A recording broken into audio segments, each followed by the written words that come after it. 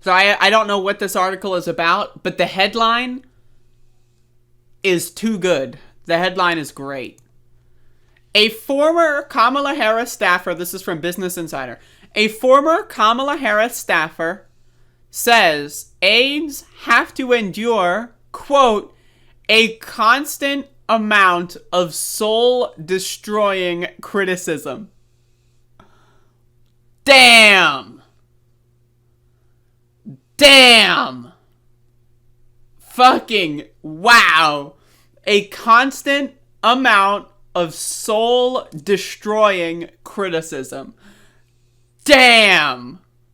Now that is good. Alright, so let's keep reading. This is great. So again, folks, for those of you that don't know the context here, the Biden and Harris White House is not doing so well. Kamala Harris has an approval rating, last time I checked, of 28%. In fact, is there a percentage in here at all? Hold up. Let's see. Oh, there's little tickers at the top. Alright, I'm going to look up her approval rating, the most recent approval rating. Because this is going to set the scene for this article.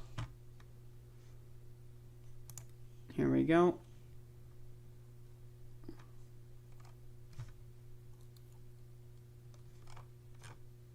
Okay, so she has a 52% disapproval rating. Or unfavorable rating. Okay, that's a different thing. God damn it.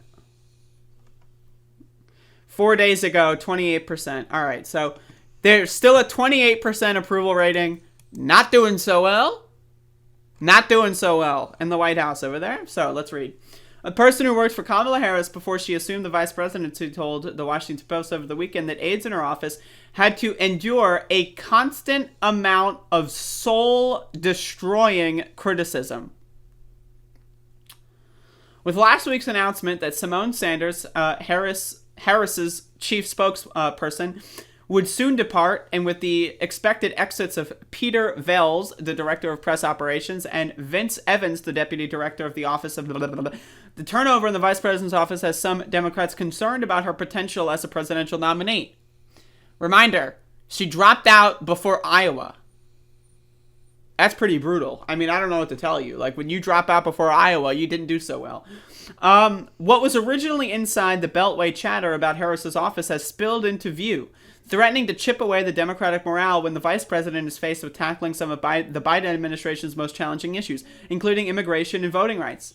Several former staffers told the Post of concerns they found while working for Harris years ago. Harris's office did not respond to so this has been a theme, apparently. So the way I'm interpreting this now, right, the way I'm interpreting this now is that Harris has a history of criticizing her own aides. Is that what I'm understanding? Some say Harris would refuse to analyze briefing materials set forth by employees, but then scold them if she appeared unprepared. This is getting better. This is getting better. This is good. This is good. It's clear that you're not working with somebody who is willing to do prep and the work, one former staffer told the newspaper. With Kamala, you have to put up with a constant amount of soul-destroying criticism and also her own lack of confidence. So you're constantly sort of propping up a bully, and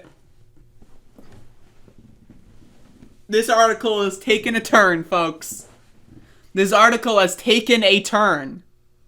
So I thought it was that, like, working for Harris was difficult because Harris received a lot of soul-destroying criticism. But no!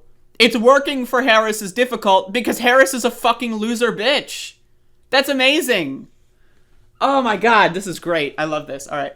Gil Duran, who worked in Harris's office in 2013 when she was California's Attorney General, told the Post that the turnover in the vice president's office pointed back to her. One of the things that we've said in our little text groups among each other is, what is the common denominator through all of this? And it's her, Duran, who left Harris's office after 5 months in his role, told the newspaper.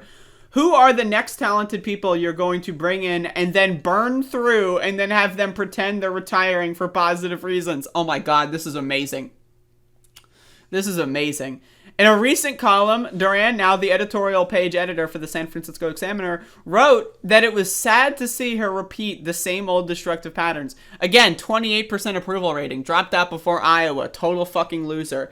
Right? Again, Kamala Harris is this is like probably one of the most epic disasters in like vice presidential history when it comes to just not being prepared at all to do the job. And then also, like, just sucking in general.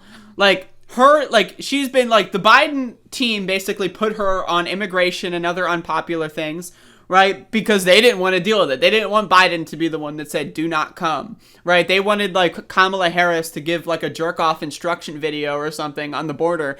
And, like, that seemed, just to fuck with her approval rating. And again, Kamala Harris is garbage. She has no good policies. Remember the one time that she made an entire Democratic primary debate about banning Trump on Twitter? Right? Remember that? Remember an entire debate, every time she would get called on, she would tie it back to banning Trump on Twitter. Now, again, it's not, you're not really thinking outside the box here. So again, let's keep reading though. This is great. But Harris is apparently like just a terrible person in private. I mean, like, my default assumption is that all politicians are pretty terrible in private. That's my default assumption. So the idea that Kamala Harris, a terrible politician, right? So not only is she a politician, which means she's probably a terrible person in private, but she's a terrible politician, which means it's probably even worse. However, Harris allies see the criticism as a consequence of her groundbreaking profile as the first woman, first black American, and the first Indian American to hold the vice presidency. Come on now. Right? Like, come on. Oh, everyone's just so, like, Kamala being such a rude and nasty bitch for, like, the last fucking 10 years. It's because they're racist. That's why they're saying that. Dozens and dozens and dozens of people leaving her office, getting fired and quitting, right? It's because they're all racist. Every single one of them is a racist son of a bitch. All of them. They're all racist, right? She's perfect. She's amazing. She's the first woman ever to be vice president. And she's the first black American she's perfect. Because she's black and a woman. Duh, right? I mean, like, come on now. Like, I'm like, Jesus Christ. Now, again, is there sexism and racism in politics? Absolutely. Absolutely. Duh. No shit, motherfucker. But guess what? Kamala Harris is also a terrible person and a terrible politician. Like, I'm sorry. You can't just undo being a bad person by saying, oh shit, you're racist and sexist. Now, are there racists and sexists out there? Absolutely. But guess what? If maybe there's a problem. All right, listen to me here. Maybe there's a problem with your hiring practices. If every person that you fire and every person that quits your office, somehow they're all racist and sexists. There must be, there's got to be a problem with your hiring practices, right? Why do you keep hiring all these racists and sexists to work for you for the last 10 years? You know what I mean?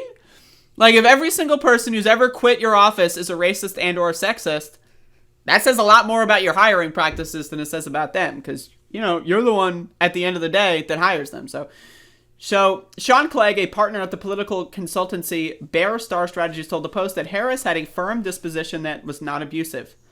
Firm disposition, but was not abusive. She has put me personally in the position of feeling like Jeff Sessions, he said, referring to Harris's tough questioning in 2017, blah, blah, blah. But Clegg added that he never felt as though Harris treated him unreasonably. People personalize these things, he told the Post, blah, blah, blah. Has she called bullshit? Yes. And does that make people uncomfortable sometimes? Yes. But if she were a man with her management style, she would have had a TV show called The Apprentice. Oh my God. Like, this is embarrassing, man. Jen Psaki, the White House press secretary, who has previously dismissed reports of the dysfunction in Harris's office, said at a press briefing on Thursday that departures a year or so into the administration were normal. In my experience, blah, blah, blah, blah, blah. So again, this is really funny. I enjoy this quite a bit. Fuck Kamala Harris. Fuck her fans. And she's a terrible politician. Now again, right? Like, okay, Kamala Harris is, she's a groundbreaking. She's breaking ground. Awesome. How about you advocate for something to happen? How about you advocate for the filibuster reform?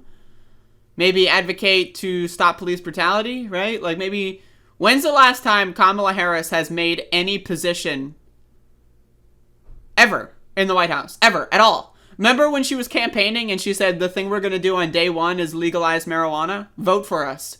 We got to stop the fascists and we're going to legalize weed. Vote for us. Vote for us. Remember that? Remember that? Do you remember that? Does anyone remember that? Remember? Last time I checked, marijuana is still a Schedule 1 drug.